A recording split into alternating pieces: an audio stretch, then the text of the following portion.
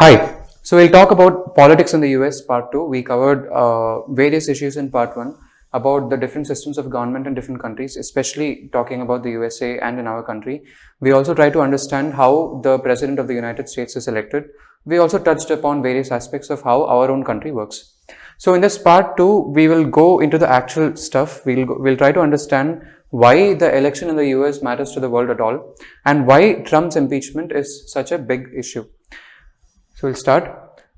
Before starting, I'll tell you this one thing. There are so many different policies in the United States which are not really of our own concern. So you could be interested in politics of the United States, but it's not necessary for our purpose to go into the depth of every single one of them. I'll try to take specific issues and how it affects the world, not all the policies. So the first policy issue is with coronavirus. It is the pandemic, and the pandemic is expected to continue over this 1 year also. So this is still a major issue. So in terms of coronavirus, Trump clearly says we'll have some sort of a comparison between what Trump has done, what Trump is saying, and what Biden wants to do. So Trump clearly wants to shift the government response from government response to safety and opening up of the country. So Mr. Trump says that he wants the people to be safe, but at the same time he also wants the economy to work. So he wants opening up of our country. In general, you would have seen many people protesting in USA against coronavirus lockdown because they claim themselves to be believers of freedom. So that is how Trump works in this particular thing, and his supporters also behave in that particular way. Biden here wants to set up a national contact tracing program, established testing centers and free coronavirus testing to all. He supports a nationwide mask mandate and all that. So Mr. Biden is, he seems to be working based on the advice of experts. Many of the experts have talked about establishing contact tracing, not just in USA, but in all other countries. They want the testing centers to be ramped up. They want masks to be mandatory. But if you know from the news of the USA, you would have seen Mr. Trump casually throwing away his mask to people. He refused to wear masks for a very long time. So that is about Trump. Mr. Trump and his supporters clearly did not believe that the COVID-19 was a tangible threat, in spite of having a lot of deaths. So this one issue probably had a huge say in the election result. Probably because Mr. Trump did not handle the pandemic well, he was voted out. That could be one of the reasons. We'll go to the next policy issue, but before that, there is also one interesting concept here. Coronavirus is just one disease, but you also have a host of other diseases. It is the job of the government of the country to decide how it will want to act. If there is an epidemic coming up, the government will decide if the lockdown needs to be implemented or not. So the government has a lot of say, and it's not. In the case of USA in particular, it's not just about the government working out things in their own country. It's also the US government helping other countries. For example, the World Health Organization. So that is a major intergovernmental organization in the world, and the World Health Organization is so important in fighting against health issues in countries which do not have a strong health organization. For example, countries in Africa, they do not have the technical expertise or the legal authority on the backing or even experience in how disease and epidemics could be governed. So in so many epidemics in Africa which originated in the last 1 decade or so, who has been very instrumental? World Health Organization has done a lot of things for Africa. And World Health Organization also has the mandate of giving information to respective countries. So based on the recommendations and guidelines of the World Health Organization, other countries implement their national policies. But Mr. Trump decided that USA was giving too much money for WHO, and he felt that the World Health Organization is leaning towards China, and he wanted to cut support to the World Health Organization. So in late 2019, he actually pulled out of the World Health Organization, which means the United States would no longer be funding the organization. Now, how important is it for the United States to fund this organization? Take, for example, the finances of World Health Organization in 2018-19. Of the total finances, USA contributed the most. Something like $850 million was contributed by the United States. In the second rank of contribution, there was United Kingdom, and United Kingdom contributed just about $480 million. After United Kingdom, you had Bill and Melinda Gates Foundation, that is a private organization, private charity foundation, and they contributed close to $460 million. So 460, 480 and all the contributions below that is absolutely nothing compared to the $850 million that the US was earlier contributing. So the United States decision under Mr. Trump to come out of the organization is pretty important in global health organization. So the next issue is immigration and minority affairs. We'll talk about this because this has effect on the way the rest of the world works. Mr. Trump, in the first days of his office and within the first week of his office, he issued a travel ban on immigrants from Muslim countries. So there were some 6 countries selected by Mr. Trump. He was quite hostile towards those countries even during the campaign. And from those countries, immigrants could not really come into the United States without very, very strict restrictions. So that was one thing, and that ban has continued for a very long time, for just about throughout his period as a president. And under Trump, white supremacists are emboldened. So what do we mean by emboldened? Mr. Trump may not directly be a white supremacist. He might not directly say that white people are the only white people are supposed to have some sort of a supremacy, but people who believe that are emboldened under Trump. In a presidential debate, for example, Mr. Trump was asked to condemn such organizations, but he could only say stand by and stand back. So that is the only thing he could say. So that's about that. And this is a parallel issue. When white supremacists are in the free reign, then Black Lives Matter is a very parallel issue. So you all know about the issue in the late May of 2020 and in the early June of 2020, a black man was killed by a white police officer, and apparently the black man was not at a huge fault. The killing was brutal, and it had immediate backlash in the particular city. It had backlash throughout the country after a while. This moment was not just about one black man being brutally murdered by a white policeman. It's about the general way in which black people are treated in the country. So this issue, it's not restricted to the US alone. It has echoes in the rest of the world. Just because Black Lives Matter started here, the movement also started in UK, in Australia, and different parts of Europe. So that is one thing. So Me Too movement is about sexual harassment of women.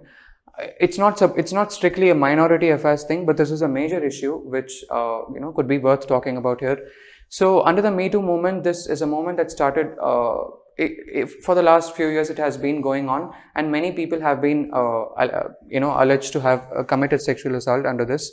But under this movement, Mr. Trump is not really the champion because he himself faces a lot of sexual harassment allegations, and Mr. Trump is not also very supportive of the welfare of women. For example, the issue of abortion in USA, he openly states that women who choose to have abortion should be punished.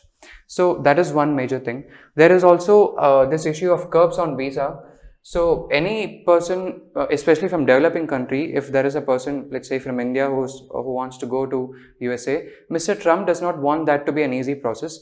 He wants only people who are highly qualified and who will add value to the US economy. So there is a lot of curbs, and it's not just about work, it's also about education, and Mr. Trump did not have full support of that from even the educational institutions. They filed case against his curbs of visa, or his handling of how foreign students could come to the US. This is probably the biggest issue Mr. Trump has talked about. He wanted to construct a wall on the US-Mexico border because he felt that people from Mexico were coming into USA in large numbers. They were illegal immigrants. Illegal immigration was a major problem in the US-Mexico border. But Mr. Trump and many of his supporters, they felt that these illegal immigrants are doing bad things for the country, especially in matters of crime. So they think these immigrants are involved in burglary, they are involved in violence, they are involved in rape and all that. These are explicit statements by Mr. Trump. So he wanted to construct a wall. Mr. Trump's obsession with constructing a wall was so intense that when the United States Congress did not allow the funding to be given to the wall, he actually threatened to shut down the government, and he even shut down the government for a few days, for about a month.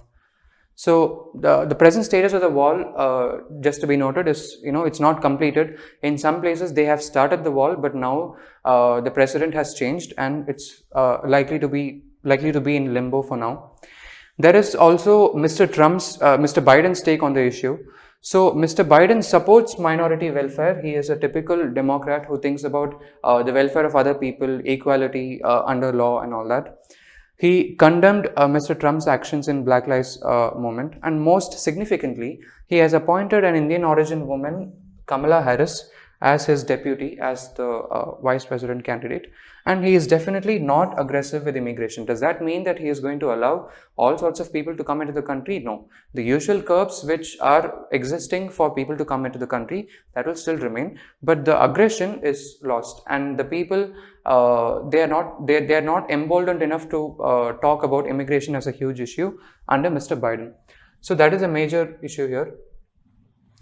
Climate change and science, this is a very significant topic in which the United States used to play a major role, but under Trump, the leadership has really waned. So Mr. Trump is clearly a climate change skeptic. He has said that in so many videos. He thinks that climate change is a political hoax. It is something that different politicians use to get their issues further. And Mr. Trump also has extensive links with the oil business. He has been in the oil business to some extent. His friends have been in the oil business, and he is a supporter of the conventional sources of energy. So under Mr. Trump, so many pristine places in USA, they were opened up for coal mining. They were open for oil exploration and all that. And he also openly ridicules renewable energy. Especially his favorite is to ridicule wind power. So that is about his general take on climate change. He wants to expand non-renewable energy clearly, and he aims to increase drilling for oil and gas and roll back further.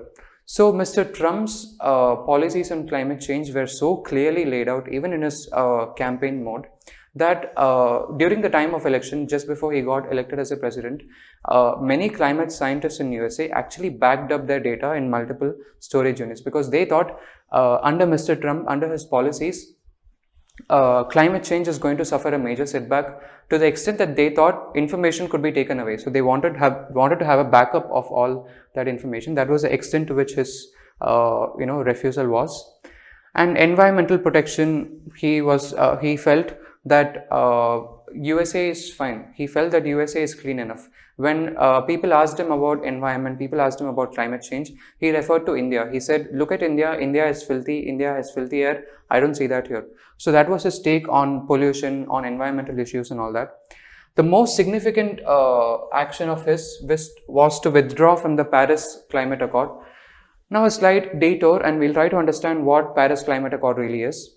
Paris Climate Accord was signed in 2015 by 196 different countries, and the accord is basically about the global greenhouse gas emissions and climate change and the rise in temperature.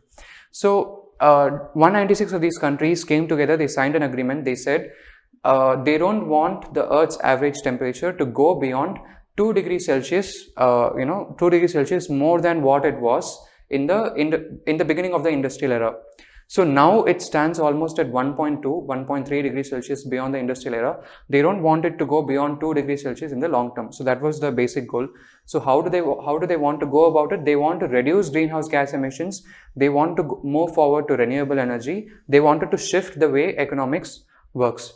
So that was a basic agreement. In 2015, this agreement was signed. By 2020, all of these partners to the agreement, they are supposed to come up with something called nationally determined contribution. That's NDC, nationally determined contribution. India already has a lot of goals under this nationally determined contribution. So each government will come to an assembly, a World Environmental Assembly, a conference of parties.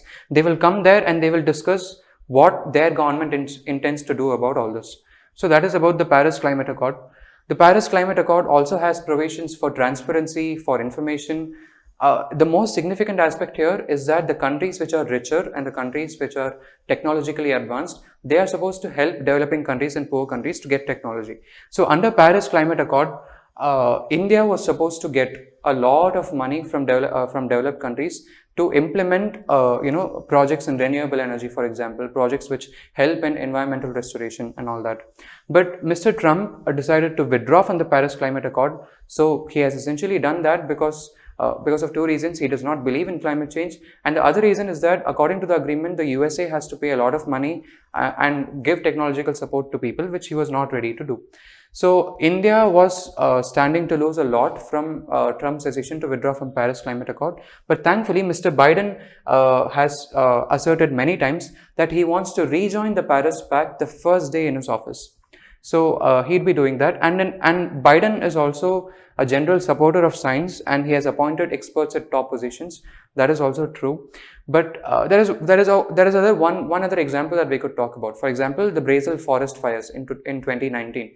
So that was devastating. That was unprecedented. Scientists and economists think that if the forest fires go on and if the deforestation continues, within a few years, the Amazon rainforest could be converted to a savanna. So an entire ecosystem could be destroyed. That is the importance and the significance of the issue now.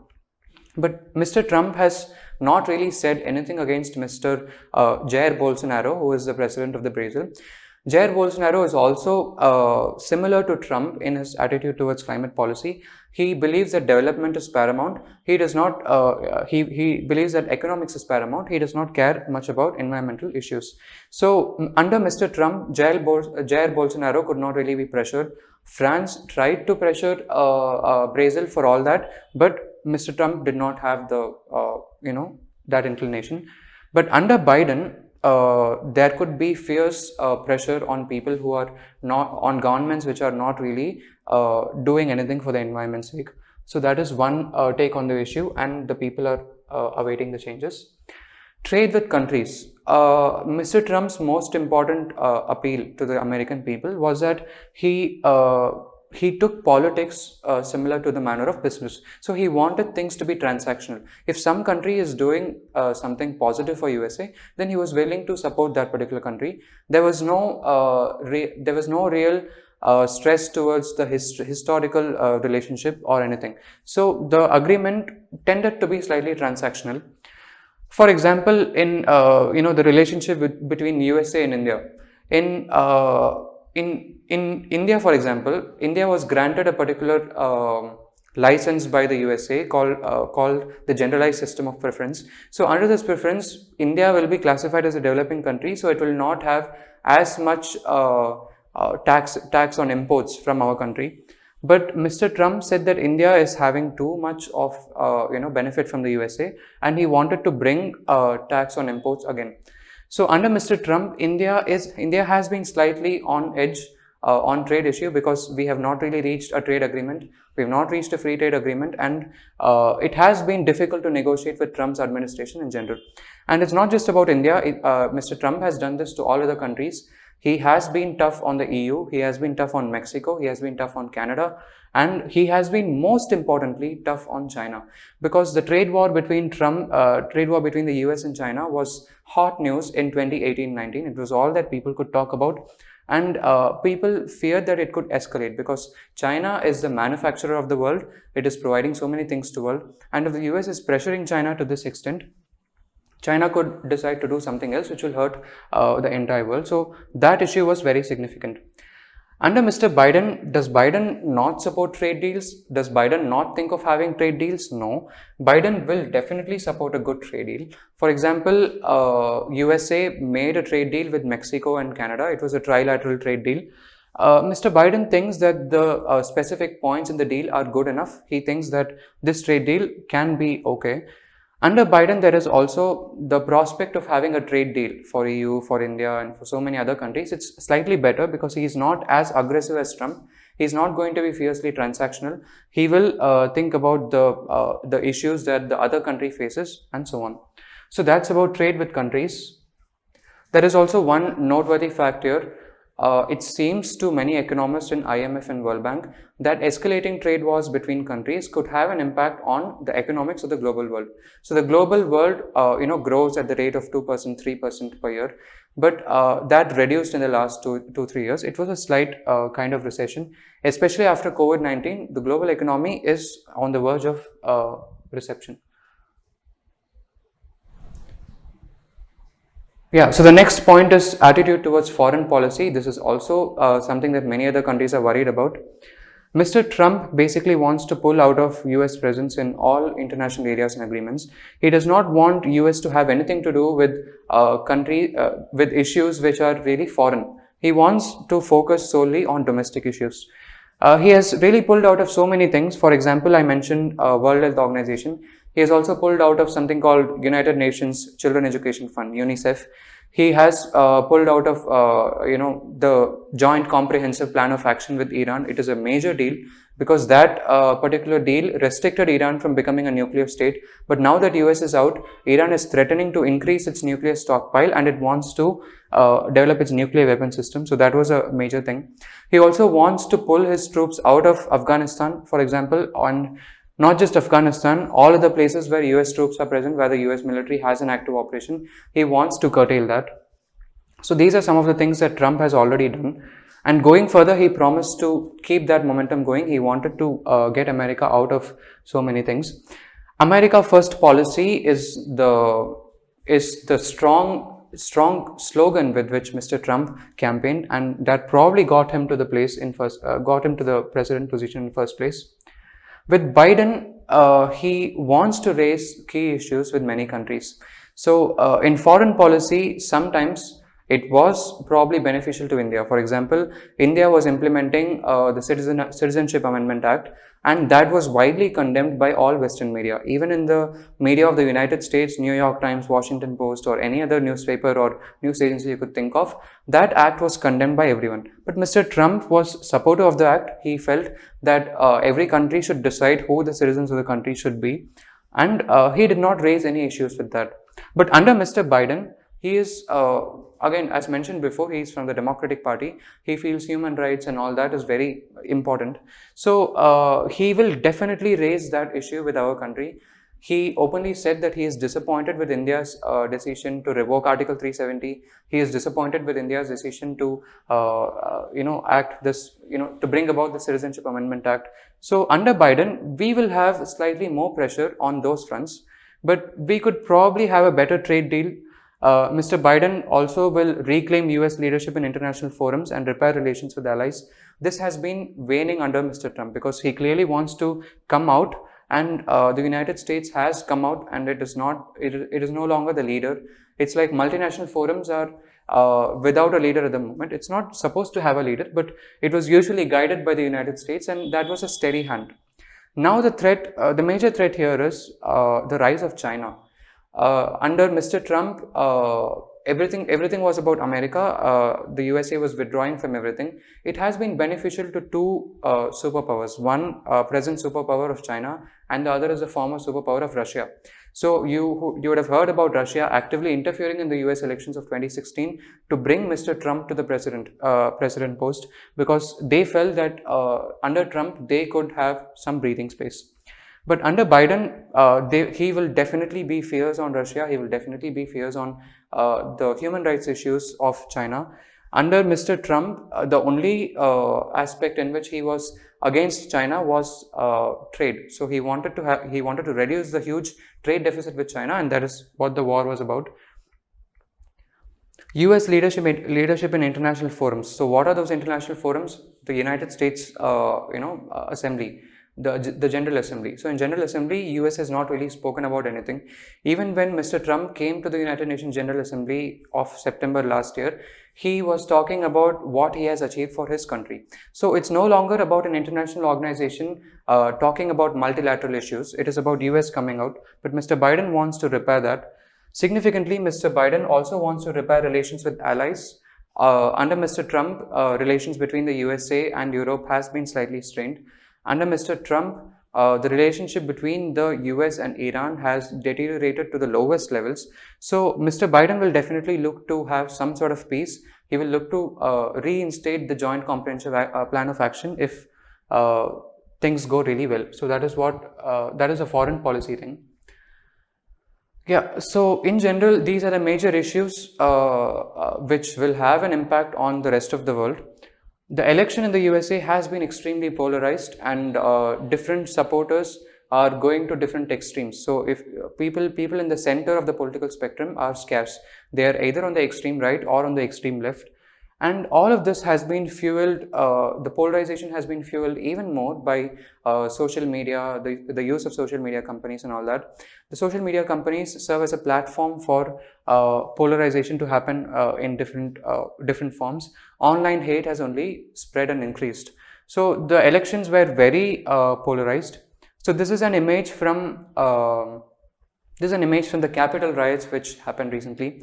So Mr. Trump, after losing the election, he refused to concede. He said that he will not really, agree with the election result, and he said that he asked his supporters to fight like hell. So that was a quoted text of his speech. So Mr. Trump's supporters probably interpreted in a way in which he did not intend, or something of that sort. What happened when the US Congress was about to certify the victory of Joe Biden? Many supporters of Mr. Trump came, they stormed the Capitol building, and lawmakers were threatened. They had to flee. So the Capitol was defaced, and it is something that never happened in US history for at least the last 200 years. This happened only once, and now it has happened. So this is considered to be a very big shame, and to the extent that the Democratic Party considered impeaching Mr. Trump for the second time. So coming to that topic, we'll talk about impeachment. So a primer on impeachment. What really is impeachment?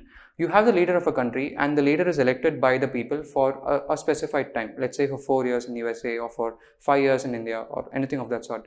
So the leader may have come up after attracting a lot of people. That leader, he or she, might have been very attractive to the people initially, but after coming to the post of the leader, post of the president or prime minister, he or she would have done something wrong. He would have done something that is gravely bad for the values of the country. So in that case, there has to be a way in which that leader is removed. So that process is called impeachment. So Mr. Trump has the dubious history of being impeached twice in US history. He is the only president to be impeached twice. So first impeachment happened in late 2019. The reason for that was Mr. Trump was supposed to give some sort of military aid to Ukraine, but he withheld the military aid because he wanted to investigate Mr. Biden's son. So at that time in 2019, it seemed that Joe Biden will be the front-runner candidate to against him in 2020 elections. So Mr. Trump felt that if he takes the help of Mr. Zelensky, the president of Ukraine, and investigates Joe Biden's son and gets some dirt out of that, then he will be able to bring down the election campaign of Mr. Joe Biden, and his victory could relatively go easier. So that was a blatant misuse of the office of the president. He should not have done that. Giving military aid to a particular country should not depend on your political ambitions. So this is something that came out. An anonymous caller called someone and gave out this information. This was investigated further. The issue was taken up in the Congress. So how does the impeachment process work? In most countries, in most scenarios, the impeachment process works this way. You first bring a motion of impeachment. Some leaders of the opposition party, they come together and say the president has done something that is gravely wrong, which hurts the principles of the country, which is blatantly illegal. Then the opposition parties will come together and make a motion of impeachment of the president. After that, this usually goes to the lower house first. It differs from one country to another. In some country, you can bring the impeachment motion either in the upper house or the lower house. In some country, it has to be brought in the lower house. It differs. So in the US, first it starts with the lower house, discussion and vote in the House of Representatives. The polarization in the United States political scenario comes into picture here. In 2019, when the impeachment motion was carried, the vote for the impeachment, vote for whether the president has to be impeached or not, was purely along partisan lines. Which means in the USA, the House of Representatives at that time was controlled by the Democrats. Democrats had the majority, while in the Senate, Republicans had the majority. So in the House of Representatives, the vote was clearly for Trump to be impeached. So first stage was over. The second stage was for trial to happen in the Senate. The Senate members have to discuss and vote. So in that stage, it was clearly a Republican majority, and the Republican Party is the party which nominated Mr. Trump, and they clearly refused to remove him out of office. So Mr. Trump stayed on. It was completely partisan. It was completely polarized. So that was about the first impeachment. The second impeachment the starting point was the Capitol riots. So Trump has done many things since the election loss in November. He has refused to concede. Conceding is something of a formality which is expected of a president who has lost. The president should say, yeah, I have lost, and I wish that the next president will carry on the US administration in a proper manner. So that is something that Mr. Trump has refused. He very grudgingly conceded his defeat just about once or twice. Mr. Trump and his supporters had filed multiple cases in the US courts, in the Supreme Court and in the state level courts against the election results. As I mentioned before, in part 1, Mr. Trump had an issue with the mail-in voting system. He did not believe that it was fair. So he filed multiple cases, but the courts found no evidence of malpractice by anyone, and the cases were either dropped after some time or they were thrown away by the courts. So Mr. Trump is also charged with inciting violence. His speech before the certification of Joe Biden as the president was very provocative. It was not the tone of a president who wants to concede. He wanted his supporters to not agree with the result. He wanted his supporters to fight like hell. So that was his quote. So this is construed as a speech which incited violence, and the US Capitol was stormed by the Trump supporters. And this incident brought shame to a lot of politicians. So after this incident, many members of the Republican Party switched sides. They were clearly against Trump, and they said that Mr. Trump had gone too far. And the impeachment motion for the second time was clearly passed. But Trump was not removed from the office because the third step could not really be completed. Before the completion of the third step, Mr. Joe Biden had become the President of the United States. So that will be the end of this video. We have discussed so many different aspects here. We've discussed about different political systems that exist in the world. We've discussed specifically about how US elections happen. We discussed major policies of Mr. Joe Biden and Mr. Trump and how it has a bearing on the rest of the world. We also talked specifically about India in some cases. And then we talked about Mr. Trump's impeachment twice. We talked about Capitol riots. So that is just about everything that you need to know about the US political scenario and how it affects the world. Thank you.